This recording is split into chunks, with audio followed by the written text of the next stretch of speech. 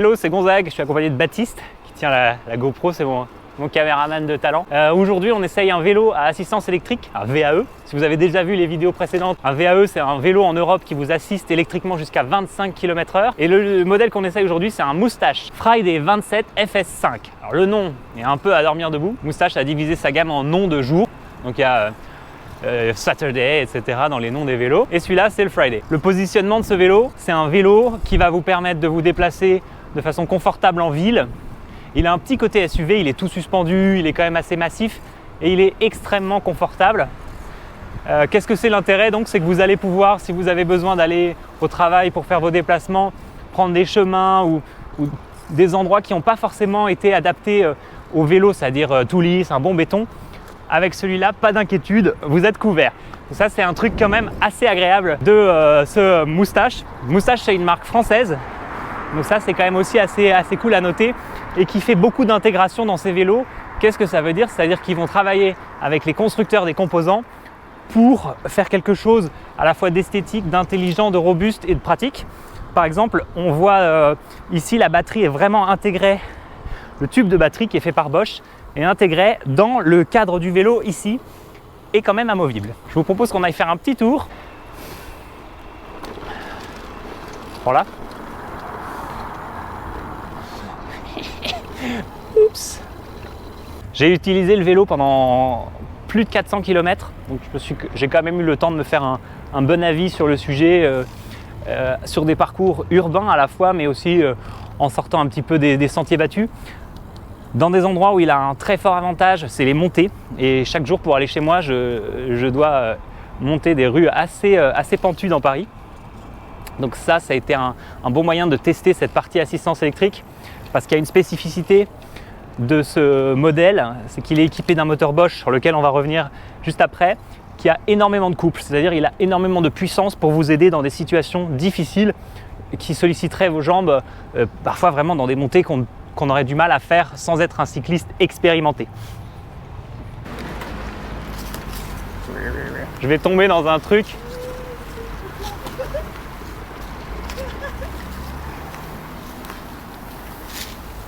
Il n'y a aucune difficulté. C'est...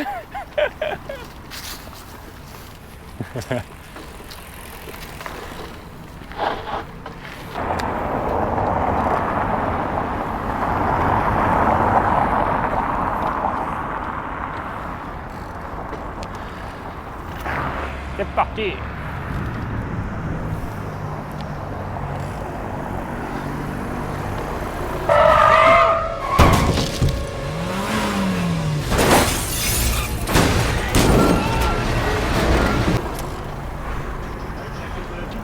Ouais. L'ombre, la lumière, regarde. Alors là.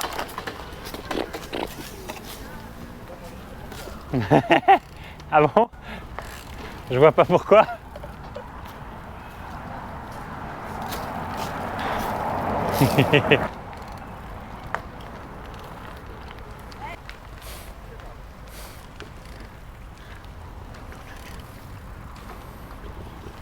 Merci monsieur.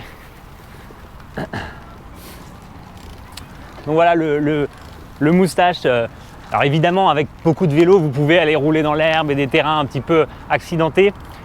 Ici à des fins d'illustration on est resté dans Paris. Mais c'est cool, c'est qu'on peut l'emmener en forêt sans être inquiet.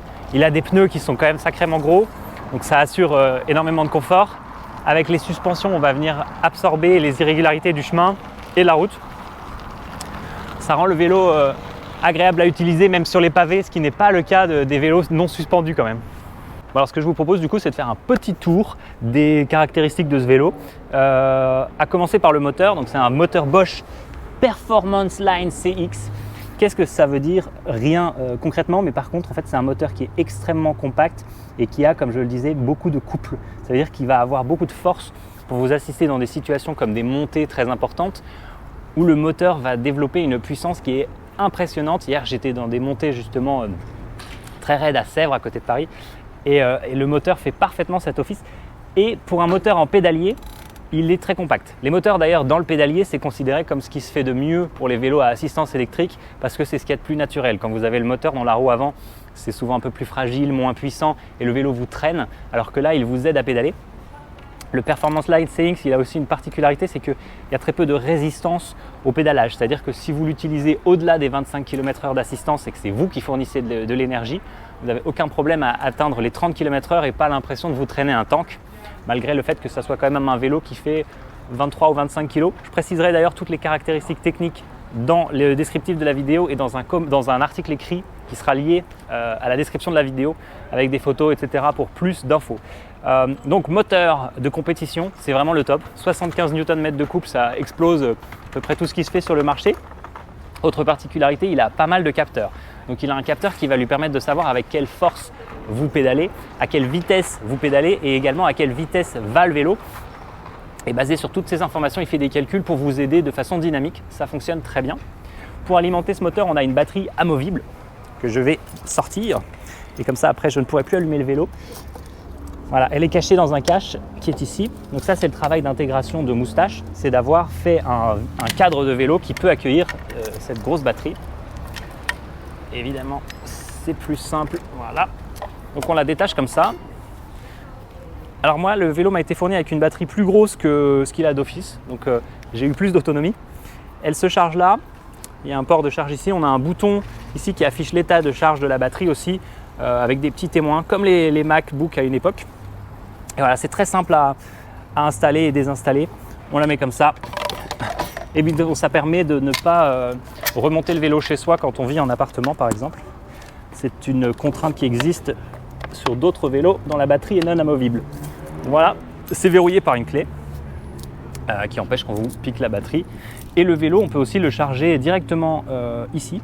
Donc si vous ne voulez pas enlever la batterie et que vous rentrez le vélo chez vous, vous allez brancher ça et le charger en environ 4 heures pour avoir une charge complète de mémoire. Et c'est un chargeur Bosch. Il est possible d'acheter des chargeurs qui vont plus vite si vous avez besoin de le charger plus vite. Voilà pour la partie électricité. Tout ça, ça se commande avec un écran et un bouton. Alors l'écran, Bosch en propose plusieurs modèles, mais sur ce vélo, c'est un écran qui s'appelle Intuvia. Qu'est-ce qu'il affiche? Il va vous afficher l'état de la batterie. Alors c'est un peu dur à vous montrer avec les gros contre-jours qu'on a ici, mais on a l'état de la batterie, le niveau d'assistance entre turbo, sport, tour, éco et off. Donc vous pouvez complètement couper l'assistance. Évidemment off, vous avez autonomie illimitée puisque c'est vous le moteur. Éco, le vélo aide à porter son propre poids et ça reste très confortable et ça donne une sacrée économie. Avec la batterie standard fournie avec ce vélo, on peut atteindre 100 km d'autonomie, ce qui n'est pas dégueu. Et en tour, avec la batterie que j'ai moi, on pouvait faire entre 70 et 80 km. Avec la batterie standard, je pense que c'est 60. Et si vous montez sur sport et turbo, qui sont en fait surtout utiles dans les très grosses montées, vous faites chuter l'autonomie, ça c'est totalement normal. Ensuite, on affiche l'état des feux parce que il y a un bouton sur le Intuvia qui va commander l'allumage et l'extinction du feu avant, feu arrière. Donc on a des feux sur lesquels on va revenir après. Et comme autre info, vous avez odomètre, etc. Donc le vélo vous affiche la distance totale parcourue depuis que vous l'avez. Vous pouvez faire un trip, donc mesurer un trajet. Par exemple, voilà, la dernière fois que je l'ai reset, c'était il y a 44 km. En direct, il vous affiche votre vitesse. Voilà, on n'a pas beaucoup d'autres infos. Et après, on reprend, ça c'est commandé par un petit bouton qui est ici, qui permet de changer entre les différents modes d'assistance, avec plus et moins. Et avec le i, on va pouvoir changer les infos qui sont affichées à l'écran. Donc ça permet de ne pas enlever les mains du guidon pour changer ce qu'on est en train d'afficher. Notamment, ça affiche aussi l'heure d'ailleurs. Voilà pour la partie moteur électronique, donc très bien intégré dans ce vélo.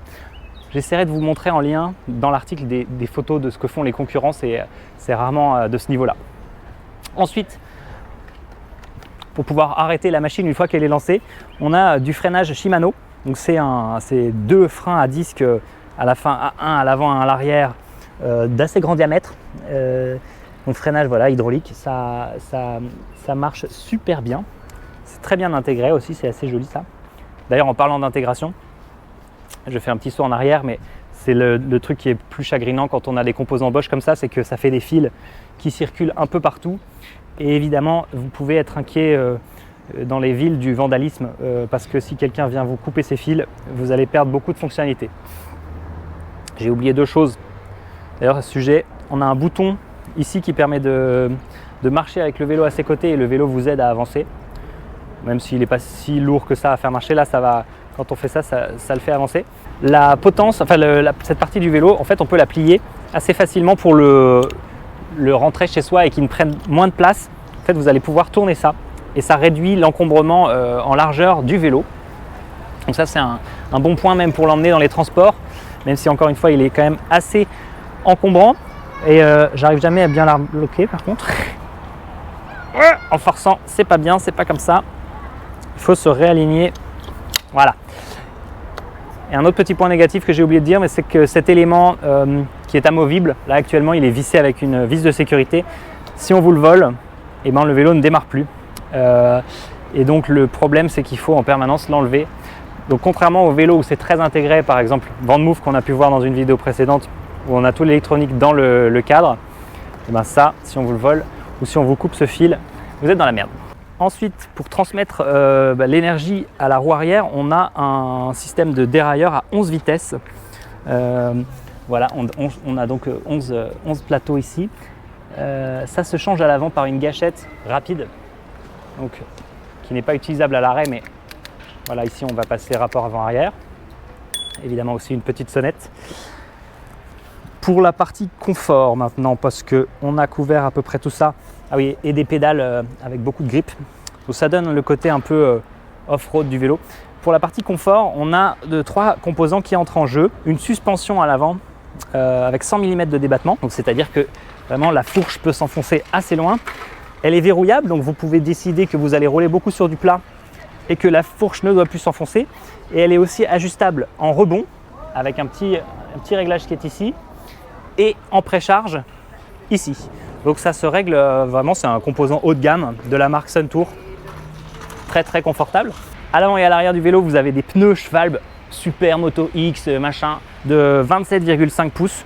C'est des pneus, c'est quand même des très gros boudins avec beaucoup de grip. Donc ça permet de fonctionner dans des situations où on a de l'humidité sur le sol, mais aussi de faire des sorties hors béton. Donc ça c'est top.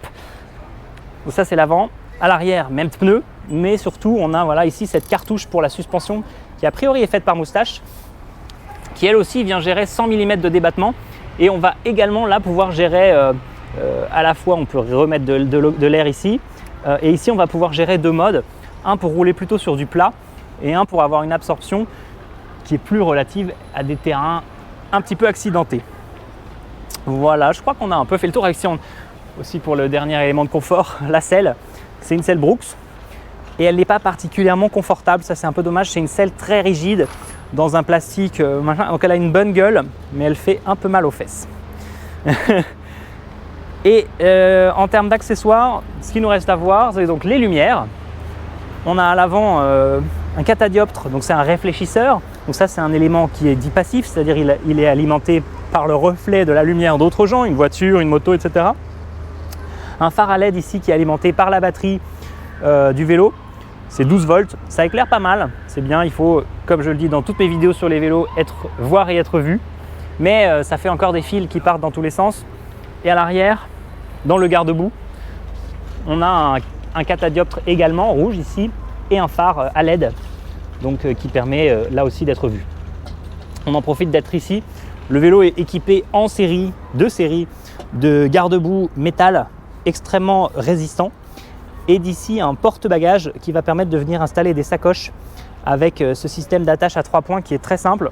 Donc c'est génial, si vous allez l'utiliser au quotidien pour aller au travail, il est prêt, vous n'avez plus qu'à acheter des sacoches et à les mettre sur le vélo et à emmener vos affaires. Ça permet d'éviter d'avoir un sac à dos, parce qu'un sac à dos à vélo, ça fait un peu transpirer dans le dos. C'est moins bien pour arriver tout beau, tout propre au bureau. Donc voilà, garde-boue, porte-bagages et petit accessoire utile aussi, une béquille de Moustache, voilà, qui est assez costaud et en position arrière. C'est rare sur les vélos, c'est une particularité un peu Moustache et ça permet de ne pas venir se coincer dans la pédale. Voilà, donc on a fait un tour de ce Moustache Friday 27 FS5, donc au nom très compliqué. Alors c'est un vélo qui coûte 4 299 €, arrondissant à 4 300, donc sacré budget. Et c'est vrai que n'importe qui peut se dire non mais qui mettrait autant d'argent dans un vélo? Et bien en fait, dans le monde du cyclisme, et qui ne contient pas que les gens qui sont dans des petits moules bits pour faire de la route, et ben en fait les composants haut de gamme ça coûte cher. Et ben c'est la même chose sur ça. Vous avez des super suspensions, un moteur très haut de gamme, c'est le plus haut de gamme de chez Bosch, frein à disque de top qualité, des très bons pneus, etc. Tout ça fait que le prix du vélo est élevé.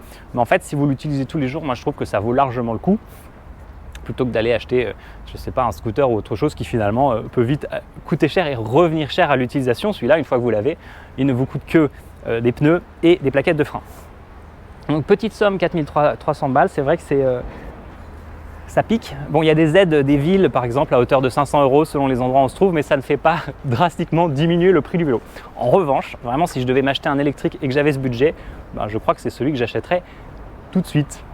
Voilà pour mon petit tour du moustache. Je l'ai beaucoup aimé, je dois le rendre mardi et je dois vous avouer que je suis un petit peu triste. Merci d'avoir regardé cette vidéo. Merci à Baptiste de l'avoir filmé. N'hésitez pas à, je sais c'est très bidon, mais à liker, commenter, vous abonner pour d'autres vidéos. D'ailleurs, j'ai fait des vidéos sur d'autres vélos avec des styles très différents que je vous invite à aller voir, également filmés par Baptiste. Merci et à plus. Oui, on peut monter.